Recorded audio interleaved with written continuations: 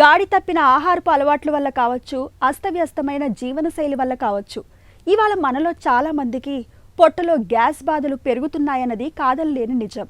Gas ట్రబుల్ని మనం పొట్టలో ఒక వాయుగుండంగా చెప్పుకోవచ్చు. కడుపు ఉబ్బరం, పులితేనుపులు, ఆపాన వాయువులతో ఒకటే ఇబ్బంది పెట్టే గ్యాస్ బాధలకు ఇవాళ ఆధునిక వైద్యంలో చక్కటి చికిత్సలు అందుబాటులో ఉన్నాయి. ముఖ్యంగా గార్డెక్స్, బ్రావరీ క్యాప్సూల్ వంటి చికిత్సల సాయంతో గ్యాస్ ట్రబుల్ నుంచి విముక్తి పొందవచ్చునని చెబుతున్నారు డాక్టర్లు.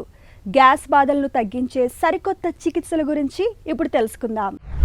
కడుపు ఉబ్బరం, గ్యాస్ ఎక్కువ వస్తుంది, ఏం తిన్నా గ్యాస్ వస్తుంది. కొన్నిసార్లు ఏమవుతుందంటే సింపుల్ ప్రాబ్లమ్స్ ఉంటాయి. మనం తీసుకున్న ఆహారం ఒంటికి పట్టకపోవడం. ఫర్ ఎగ్జాంపుల్ పీనట్స్ కానీ, లేకపోతే బాదం పప్పులు కానీ, ఇలాంటివి కొంతమంది పడవు. సో అలాంటప్పుడు ఏమవుతుందంటే కడుపు బాగా ఉబ్బరం వచ్చి గ్యాస్ పైనుంచి కింద నుంచి వచ్చేస్తూ ఉంటుంది వాళ్ళకి. కొన్నిసార్లు ఏమవుతుందంటే చిన్న పేగులో బ్యాక్టీరియా ఉంటుంది, small intestine bacterial over growth.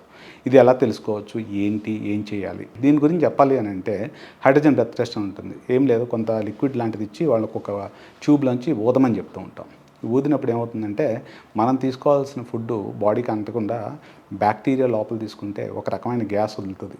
అది మనం గాలి ఊదేటప్పుడు హైడ్రోజన్ బ్రెత్ టెస్ట్లో ఆర్ మీథేన్ బ్రెత్ టెస్ట్లో అది తెలుస్తుంది అన్నమాట. దీన్ని సీబు అంటారు అన్నమాట, small intestine bacterial over growth.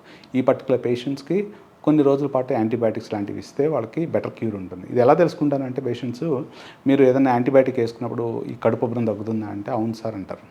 So అలాంటప్పుడు ఇలాంటి పర్టికులర్ టెస్ట్. లేకపోతే కొంతమందిలో వీట్ పడకపోవడము, లేకపోతే మిల్క్ పడకపోవడము, లాక్టోజ్ ఇంటాలరెన్స్, ఇవన్నీ కడుపు